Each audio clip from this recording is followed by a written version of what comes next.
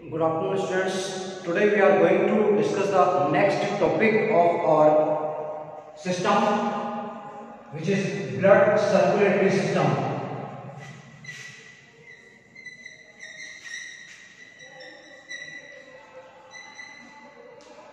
And our today's topic is blood vessels.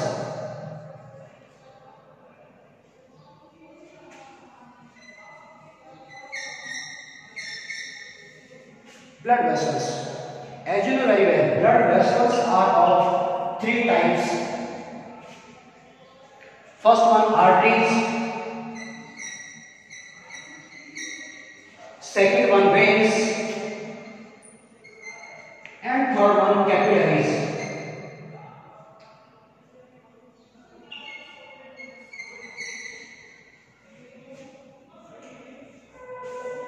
These three blood vessels are found in our body.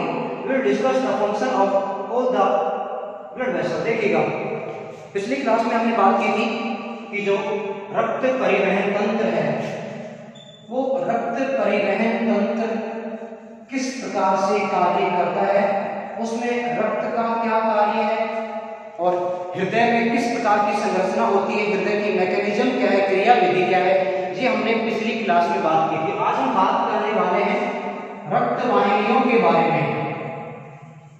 रक्त वाहिनियां तीन प्रकार की हैं, जैसा कि आप देख पा रहे हैं। पहली वाली को हम कहते हैं धमनियां, दूसरी वाली होती है सिरा और तीसरे प्रकार की रक्त वाहिनियां होती हैं केशिकाएं। इनको हम नाम देते हैं केशिकाएं। तो ये तीन प्रकार की रुधिर वाहिनियां पाई जाती हैं हमारे शरीर में। तीसरी वाली को हम कह रहे हैं केशिकाएं। चलिए बात करते हैं कि किस प्रकार से इनका कार्य होगा, किस प्रकार से इनकी संरचना होने वाली है। सबसे पहले हम बात करते हैं आर्टरीज की, जिनको धमनी हम कह रहे हैं। देखिएगा, धमनी की हम बात करें तो जो धमनी होती है वो शरीर की गहराई में स्थित होती है। धमनी जो होती है शरीर में गहराई में स्थित होती है। इसके अलावा हम बात करें कि किस प्रकार के रक्त का वहन करती है, तो याद रखिएगा जो धमनियां हैं वो सामान्यतः ऑक्सीजन युक्त रक्त का वहन करती हैं, लेकिन इसका अपवाद भी है। ऑक्सीजन युक्त रक्त का वहन करती हैं, रक्त का वहन करती हैं, लेकिन इसका अपवाद भी है। और अपवाद क्या है? धमनी का अपवाद है फुफ्फुस धमनी। फुफ्फुस धमनी हमारे शरीर की एकमात्र ऐसी धमनी है जिसमें कि ऑक्सीजन रहित या कहें एक तरह से अशुद्ध रक्त का प्रवाह होता है। हालांकि अशुद्ध रक्त कहना सही तो नहीं होगा, ये कह सकते हैं ऑक्सीजन रहित रक्त का परिवहन किया जाता है फुफ्फुस धमनी के द्वारा। एकमात्र धमनी जो कि अशुद्ध रक्त का वहन करती है। इसके अलावा जितनी भी धमनियां हमारे शरीर में पाई जाती हैं सभी के द्वारा ऑक्सीजन युक्त रक्त का वहन किया जाता है। रक्त का वहन कहां से किया जाएगा? हृदय से अंगों की तरफ किया जाता है। जितने भी अंग होंगे हमारे शरीर में उतनी ही धमनियां पाई जाती हैं। तो जो आपने पढ़ा था हृदय की संरचना में, हमने देखा था कि बाएं हृदय से एक संरचना निकलती है, सबसे बड़ी धमनी मानी जाती है, जिसको अपन महाधमनी कहते हैं। महाधमनी उतनी धमनियों में विभाजित हो जाती है जितने की हमारे शरीर के अंदर अंग हैं। वो सभी धमनियां विशेष अंगों को शुद्ध रक्त की सप्लाई देती हैं। इसके बाद हम बात करें अगर धमनी की भित्ति, तो धमनी की जो भित्ति है वो मोटी होती है, मोटी भित्ति युक्त होती है। साथ में बात करें इनमें कपाटों की, तो धमनियों में कपाटों का अभाव होता है, अर्थात धमनियां कपाट रहित होती हैं। इसका मतलब क्या हुआ? यहां रक्त के प्रवाह का नियंत्रण नहीं किया जाता है। जहां कपाट पाए जाते हैं वहां रक्त का एक दिशीय नियंत्रण किया जाता है, जैसा कि हमने हृदय के भागों में भी देखा था। आलिंगों से रक्त जब निलियों में आता है तो कपाटों के माध्यम से आता है, जिनको हमने एक तरफ बाइकस्पिड कपाट कहा और एक तरफ हमने ट्राइकस्पिड कपाट कहा। ट्राइकस्पिड कपाट पाए जाते हैं दाएं भाग में, जबकि बाइकस्पिड वाल्व या कपाट पाए जाते हैं बाएं भाग में। तो कपाट क्या करते हैं? रक्त का एक दिशीय प्रवाह का नियंत्रण करते हैं। तो जो कपाट हैं वो धमनियों में नहीं पाए जाते हैं, केवल सिराओं में पाए जाते हैं। तो ये तो बात हो गई है धमनी की। अब बात करते हैं सिरा की। शिरा में क्या होगा कि जो शिराएं हैं हमारी वो शरीर के ऊपरी भाग में, यानी हम कह सकते हैं त्वचा के ठीक नीचे, धमनियां गहराई में स्थित है, लेकिन जो शिराओं की बात करते हैं तो शिराएं त्वचा के ठीक नीचे स्थित होती हैं। जो शिराएं हैं वो त्वचा के ठीक नीचे स्थित होती हैं। इनमें कपाट पाए जाते हैं, हम कह सकते हैं कि ये कपाट युक्त होती हैं। और कपाट युक्त होने का लाभ क्या होगा, एक दिशीय रक्त के प्रवाह का नियंत्रण किया जाता है। बात करें वहन का, किस प्रकार के रक्त का वहन किया जाता है, हमने अभी कहा धमनियां शुद्ध रक्त का वहन करती है जिसमें ऑक्सीजन की मात्रा होती है, शिराएं अशुद्ध रक्त का वहन करती है जिसमें कि ऑक्सीजन की मात्रा न के बराबर होती है, CO2 की मात्रा ज्यादा होती है। लेकिन जिस तरह हमने धमनी का अपवाद देखा था, फुफ्फुस धमनी जो कि अशुद्ध रक्त का वहन करती है, इसी तरह से शिरा का भी अपवाद है फुफ्फुस शिरा। फुफ्फुस शिरा हमारे शरीर की एकमात्र ऐसी शिरा है जिसमें कि शुद्ध रक्त का वहन किया जाता है। रक्त कहाँ से लाया जाएगा, फुफ्फुस में, जहाँ रक्त का शुद्धिकरण किया जाता है। फुफ्फुस शिरा के द्वारा शुद्ध रक्त को बाएं आलिंग में डाला जाता है। जैसे कि आपने पढ़ा था हृदय की संरचना में कि हमारे हृदय का जो बायां वाला भाग है उसमें शुद्ध रक्त का परिवहन होता है। तो फुफ्फुस शिरा बाएं आलिंग में रक्त को डालती है जो कि शुद्ध होता है। अंतिम आती है केशिकाएं। केशिकाएं जो होती हैं वो अप्रत्यक्ष रूप से शिराओं और धमनियों को जोड़ने का कार्य करती हैं, क्योंकि विशेष कार्य नहीं होता है। ये छोटी छोटी शाखाएं बन जाती हैं शिराओं से, वो मिलकर बनाती हैं केशिकाएं, जो कि अप्रत्यक्ष रूप से धमनियों और शिराओं को जोड़ने का कार्य करती हैं। तो ये बात हमने कर ली है रुधिर वाहिनियों की, जो कि हमारे शरीर में अति महत्वपूर्ण कार्य करती है। क्यों, आप देख पा रहे हैं जैसा कि इन्हीं के द्वारा रक्त का वहन किया जाता है। शुद्ध रक्त की बात करें तो धमनियों के द्वारा ले जाया जाता है, अशुद्ध रक्त की बात करें तो शिराओं के द्वारा वहन किया जाता है। अपवाद भी हमने यहाँ देख लिए हैं। आप चाहे तो उसका स्क्रीनशॉट भी ले सकते हैं ताकि जो मेमोरी है आपकी स्ट्रॉन्ग बने। चलिए आगे बढ़ते हैं।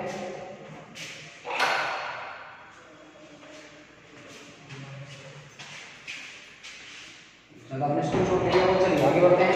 नेक्स्ट, तो आज हम एक फ्रेश टॉपिक रुधिर परिवहन तंत्र का लेके इस तंत्र का अपन समाप्त करने जा रहे हैं। एक बार फटाफट आपने मेरे ख्याल से ले लिया होगा स्क्रीनशॉट। धमनियां, शिराएं और केशिकाएं जो हैं तीसरा भाग बनाती है हमारे रुधिर परिवहन तंत्र का।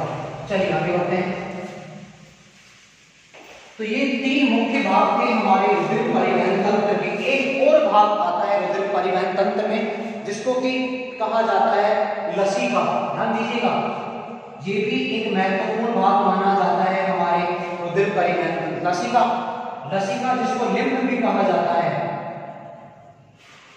इंपोर्टेंट भाग है। सूत्र में आपको यहाँ बताने वाला हूँ लसिका या लिम्फ के लिए। हमने कहा रक्त का प्रवाह कहाँ होता है, रक्त वाहिनियों में। इसी तरह से लसिका का प्रवाह कहाँ होता है, लसिका वाहिनियों में।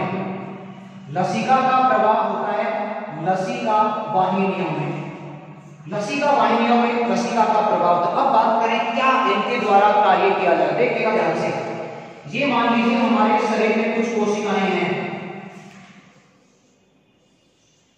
कुछ कोशिकाएं आपको दिख रही, कुछ कोशिकाएं बीच में भी उपस्थित होती हैं। बीच में कहां पे है, जो कोशिकाओं के मध्यकालिक स्थल है। तो जो कोशिकाएं बाहर की तरफ है उन तक तो रक्त की सप्लाई आ जाती है सीधे तौर पर। यहाँ देख पा रहे हैं, यहाँ रक्त की सप्लाई आ रही है, यानी इन तक तो रक्त की सप्लाई आ रही है धमनियों के द्वारा। रक्त यहाँ पे आ रहा है, इन कोशिकाओं में सीधे तौर पर रक्त आ जाएगा। लेकिन जो कोशिकाएं आप जो बीच में देख पा रहे होंगे, बीच में जो कोशिकाएं हैं, इन बीच में स्थित कोशिकाओं तक सीधे तौर पर रक्त नहीं पहुंच पाता है। तो इन तक लसिकाओं के द्वारा खाद्य पदार्थों का परिवहन किया जाता है। और लसिका में है क्या, अगर लसिका की हम बात करें तो इसमें क्या क्या उपस्थित होगा, WBC प्लस प्लाज्मा। प्लाज्मा, उसको तो प्लाज्मा ही कहते हैं। WBC और प्लाज्मा जो है मिलकर बनाती हैं लसिका, जो कि आप देख पा रहे हैं अंतर कोशिकीय स्थलों में पाई जाने वाली कोशिकाओं तक खाद्य पदार्थों की आपूर्ति सुनिश्चित करने का कार्य करती हैं लसिका वाहिनियां, जिसमें कि लसिका उपस्थित होता है। इसके अलावा एक और काम किया जाता है लसिका के द्वारा। जो लसिका है, इस लसिका के द्वारा हमने पढ़ा था WBC में, नहीं की है जो WBC होती है कितने प्रकार की होती है, एक आने की है, 2 प्रकार की होती है। एक को हमने कहा मोनोसाइट और दूसरी का क्या नाम था पता है आपको, लिम्फोसाइट। तो लसिकाओं के द्वारा लिम्फोसाइट का भी निर्माण किया जाता है। और जैसा कि आप अच्छे से जानते हैं अगर लिम्फोसाइट है तो वहां किसका निर्माण भी होगा, आवश्यक रूप से एंटीबॉडी, जिसको कि हम कहते हैं प्रतिरक्षी। तो इस तरह आप देख सकते हैं 2 प्रकार के कार्यों को करने में लसिका अपनी भूमिका निभा रही है। पहला कार्य, कोशिकाओं के मध्य उपस्थित कोशिकाओं के बीच जो कि अंतर कोशिकीय स्थल है वहां तक खाद्य पदार्थों की आपूर्ति सुनिश्चित करने का काम लसिका करेगी।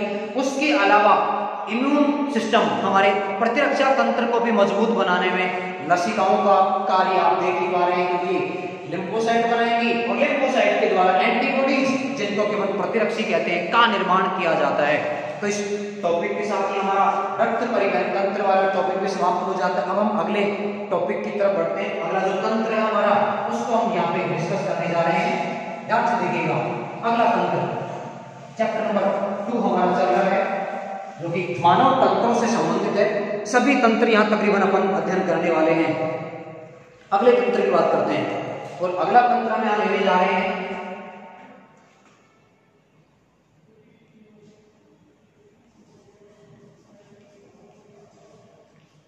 उत्सर्जन तंत्र, जिसको कि एक्सक्रीटरी सिस्टम भी कहा जाता है।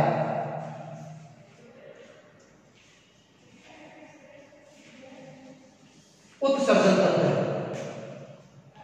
पहले बात करते हैं प्रस्तावना की, क्या संदेश है इस तंत्र का हमारे शरीर में। सुनिएगा ध्यान से। हमारे शरीर में बहुत सारी जैविक क्रियाएं होती हैं। हमारे शरीर में हम बात करें किसी भी सजीव की, तो समस्त सजीवों के शरीर में बहुत सारी जैविक क्रियाएं होती हैं। सिंपल एग्जांपल की बात करें, श्वसन एक जैविक क्रिया है, भोजन का पाचन एक जैविक क्रिया है, तो उत्सर्जन भी अपने आप में एक जैविक क्रिया है। इसके पहले हम बात करें जो क्रियाएं हो रही है, इसके अलावा जो क्रियाएं हो रही है, और उनमें मुख्यतः हम बात करें अगर पाचन और श्वसन की, पाचन और श्वसन की क्रिया में आप जानते हैं भोजन ग्रहण किया जाता है पाचन की क्रिया में, श्वसन की क्रिया में वायु को ग्रहण किया जाता है, उसके पश्चात शरीर में महत्वपूर्ण प्रक्रिया का संपादन होता है। यहाँ पे पाचन की क्रिया होगी और श्वसन की क्रिया के द्वारा अवशोषित भोजन से ऊर्जा का उत्पादन किया जाता है, जो कि ऊर्जा किस रूप में रहती है, एटीपी के रूप में हमारे शरीर के अंदर उपस्थित रहती है। पाचन के साथ यहाँ ऊर्जा का उत्पादन भी किया जाएगा। लेकिन जब ये दोनों प्रक्रियाएं संपादित होती हैं तो आवश्यक पदार्थों के साथ साथ कुछ हानिकारक पदार्थों का भी निर्माण होता है, जैसा कि आप सभी जानते हैं CO2 का भी यहाँ पे निर्माण होगा। और CO2 के अलावा साथ साथ यहाँ निर्माण होगा NH2CO NH2CO जिसको कि यूरिया कहा जाता है। NH2CO NH2 जिसको कि यूरिया कहा जाता है। तो ये 2 हानिकारक विषैले टॉक्सिक सब्सटेंस, जिनको अपन कहेंगे 2 हानिकारक पदार्थ जैविक क्रियाओं के दौरान बनते हैं। इन दोनों प्रकार के पदार्थों का, जो कि हानिकारक पदार्थों की श्रेणी में आ रहे हैं, शरीर में बने रहना हमारे लिए काफी ज्यादा घातक हो सकता है। एवं अन्य जो जैविक क्रियाएं हैं उनमें असंतुलन की स्थिति उत्पन्न हो सकती है। इसलिए जैसे ये दोनों पदार्थ बनते हैं, इनको शरीर से बाहर निकाल दिया जाता है। तो आप देख पा रहे दोनों हानिकारक पदार्थ हैं, शरीर से बाहर निकाले जाने अति आवश्यक है। तो इनको बाहर निकालने की प्रक्रिया को अपन नाम देते हैं उत्सर्जन। अब इन दोनों में से अगर अपन देखें तो कौन ज्यादा हानिकारक है, तो यूरिया ज्यादा हानिकारक है, लेकिन CO2 को भी शरीर के अंदर रखना लाभदायक तो नहीं है। बाहर तो इसको भी निकाला जाएगा, इसका भी यहाँ निष्कासन तो किया जाएगा। तो इन दोनों का यहाँ पे होगा निष्कासन। तो देखिए परिभाषा क्या बनेगी, शरीर में जैविक क्रियाओं के दौरान बने विषैले पदार्थों को शरीर से बाहर निकालने की प्रक्रिया ही उत्सर्जन कहलाती है। हम यूं भी कह सकते हैं शरीर में जैविक क्रियाओं के दौरान बने नाइट्रोजन युक्त हानिकारक पदार्थों को शरीर से बाहर निकालने की प्रक्रिया ही उत्सर्जन कहलाती है। एक बार फिर से सुने, मानव शरीर में विभिन्न जैविक क्रियाओं के दौरान बने हानिकारक पदार्थों या नाइट्रोजन युक्त पदार्थों को शरीर से बाहर निकालने की प्रक्रिया को उत्सर्जन कहा जाता है। श्वसन के लिए श्वसन तंत्र का, तो उत्सर्जन के लिए पाया जाता है उत्सर्जन तंत्र। तो इस तंत्र की अब यहाँ विस्तृत व्याख्या करने जा रहे हैं, सुनिएगा ध्यान से। चलिए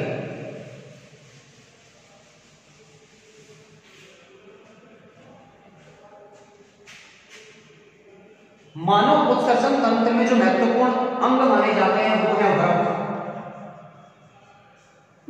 वृक्क जिनको हम किडनी भी कहते हैं, वृक्क को किडनी कहा जाता है। अब हमें सिंपल डायग्राम यहां बनाने जा रहे हैं, देखिएगा ध्यान से।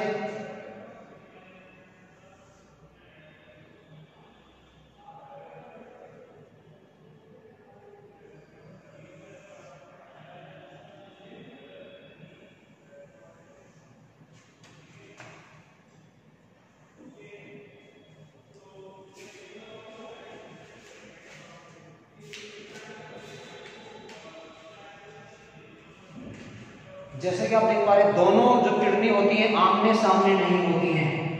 तो इसको पूरा कर लेते हैं, फिर आप ध्यान से देखिएगा।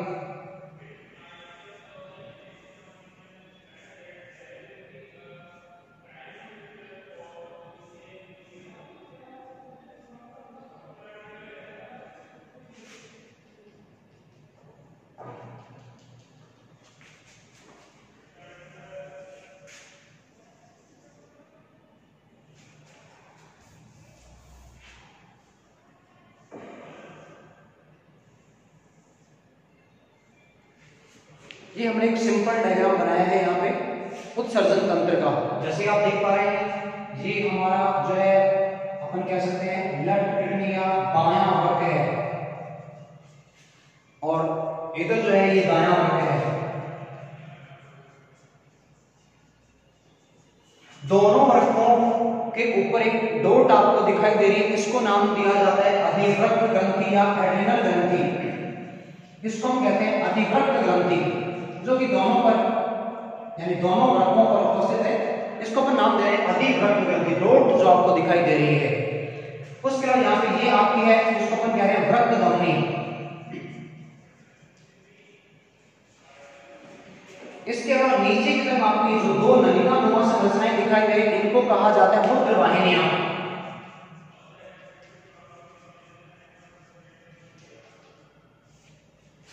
यहां पे ये जो है इसको हम कहते हैं मूत्राशय, और ये वाला जो भाग है इसको कहा जाता है मूत्रमार्ग। देखिए ध्यान से डायग्राम के माध्यम से इस संरचना को समझने की कोशिश करते हैं, साथ में क्रिया विधि की बात भी यहां कर लेंगे। तो देखिए मानव उत्सर्जन तंत्र में एक जोड़ी वृक्क पाए जाते हैं, एक जोड़ी, दो वृक्क आपको यहां दिखाई दे रहे हैं। दोनों वृक्क एक दूसरे के आमने सामने नहीं स्थित होते हैं। कारण क्या रहा, दाएं वृक्क के ठीक ऊपर यकृत स्थित रहता है, और यकृत की वजह से दायां वृक्क थोड़ा सा नीचे शिफ्ट हो जाता है। तो जैसे आप देख पा रहे हैं दोनों वृक्क आमने सामने नहीं है। वृक्कों के ऊपरी भाग में अधिवृक्क ग्रंथि पाई जाती है, जिसके के द्वारा एक महत्वपूर्ण हार्मोन का निर्माण किया जाता है, जिसको आपातकालीन हार्मोन कहा जाता है। सामान्यतः उसको एड्रिनलिन हार्मोन कहा जाता है, एड्रिनलिन हार्मोन कहा जाता है। दोनों वृक्क जो होते हैं वो सेम की आकार की संरचना होती है। सेम का जो बीज है, सेम के बीज की आकृति लिए हुए होती है। सेम जिसको बीन भी कहा जाता है, बीन सेप संरचना मानी जाती प्रत्येक वृक्क की। कहां उपस्थित है, जो दोनों वृक्क हैं वो उदर गुहा में स्थित होते हैं। देखिए हम बात करें हमारे शरीर की, तो हमारे शरीर में 3 भाग माने जाते हैं, सिर, वक्ष और उदर।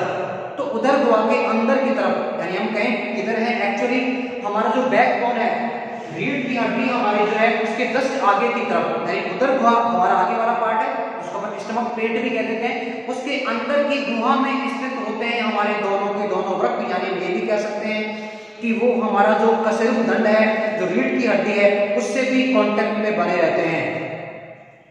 उसके बाद हमने कहा, आप जो देख पा रहे हैं दोनों वृक्कों के अंदर कुछ महीन संरचनाएं पाई जाती है, नलिका नुमा संरचनाएं पाई जाती है। इनकी क्रिया विधि के बारे में जानकारी कब लेंगे। अंदर जो आपको ये लाइनें दिखाई दे रही है, ये अति महत्वपूर्ण और संरचनात्मक और क्रियात्मक इकाई मानी जाती है वृक्कों की। इनको नाम दिया जाता है नेफ्रॉन। नेफ्रॉन या इन्हीं को अपन वृक्काणु भी कहते हैं, नेफ्रॉन या वृक्काणु कहते हैं, जो कि वृक्कों की या उत्सर्जन तंत्र की संरचनात्मक और क्रियात्मक इकाई मानी जाती है। इन्हीं के द्वारा मूत्र का निर्माण किया जाता है, जो हम कल के वीडियो में बात करने वाले हैं। मूत्र वाहिनियां वृक्कों में बने हुए मूत्र को मूत्राशय तक लाने का कार्य करती हैं। मूत्राशय में विशेष प्रकार की पेशियां पाई जाती हैं। शिशुओं में अनैच्छिक पेशियां पाई जाती हैं, जबकि वयस्कों में मूत्राशय में ऐच्छिक पेशियां पाई जाती हैं। और इसके साथ साथ यहाँ कुछ अवरोधनी पेशियां भी पाई जाती हैं जो मूत्र के निष्कासन का नियंत्रण करती हैं। तो आज हमने उत्सर्जन तंत्र को शुरू किया है, कल हम इसको समाप्त कर लेंगे क्रिया विधि के साथ। आज के लिए इतना ही। Thank you so much.